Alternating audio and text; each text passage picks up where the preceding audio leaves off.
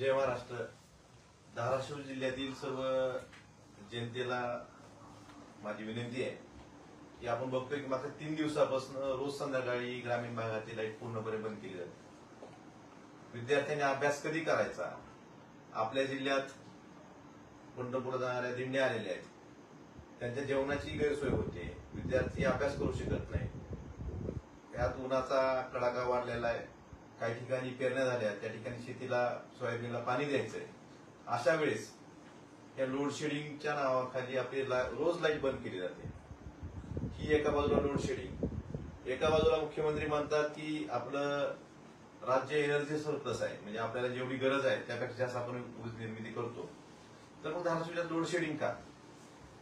आणि आपल्या जिल्ह्याच्या बाबतीत जर सांगायचं झालं तर आपल्या जिल्ह्यात पवनचक्की, सोलरचे प्रोजेक्ट यातून जवळपास 1000 मेगावॉट वीज तयार होते आणि ती वीज बाहेर दिली जाते आणि आपला जिल्हा अंधारात ठेवला जातो. हा एक भाग. आणि दुसऱ्या बाजूला स्मार्ट मीटरच्या माध्यमातून स्मार्ट लूट या सरकारनं चालू केलेली आहे. या दोन्ही महावितरणच्या ऊर्जा विभागाच्या ह्या दोन्ही अन्यायकारक गोष्टीच्या विरोधात आपण उद्या धाराशिवचं जे अधीक्षक अभियंता कार्यालय आहे या ठिकाणी एक आंदोलन ठेवलेलं आहे शिवसेनेच्या वतीने, शिवसेना उद्धव बाळासाहेब ठाकरे या पक्षाच्या वतीने.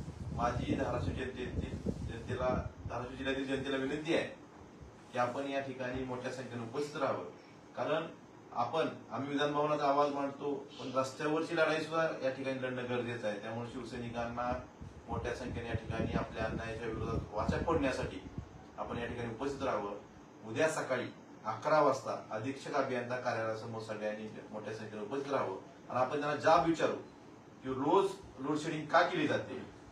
या स्मार्ट मीटर आमच्या कुणीही माणूस घरी नसताना स्मार्ट मीटरच्या माध्यमातून आमची लूट का केली जाते हे जाब विचारण्यासाठी आपण उद्या सकाळी सगळ्यांनी मोठ्या संख्येने अधीक्षक अभियंता कार्यालय धाराशिव येथे उपस्थित राहावे हीच विनंती. धन्यवाद.